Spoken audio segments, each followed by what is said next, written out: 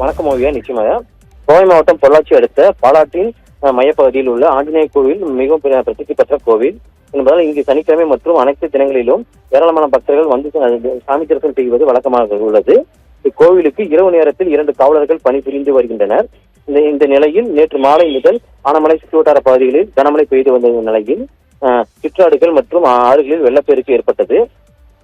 இந்த நிலையில் பாலாற்றின் வெள்ளப்பெருக்கு ஏற்பட்டு ஆஞ்சநேய கோவிலை வெள்ள சூழ்ந்ததால் கோவில் இரவு காவலர்களாக பணியாற்றி வரும் மகாலிங்கம், ஜெயக்குமார் ஆகிய இருவரும் வெள்ளத்தில் சிக்கிக் கொண்டனர்.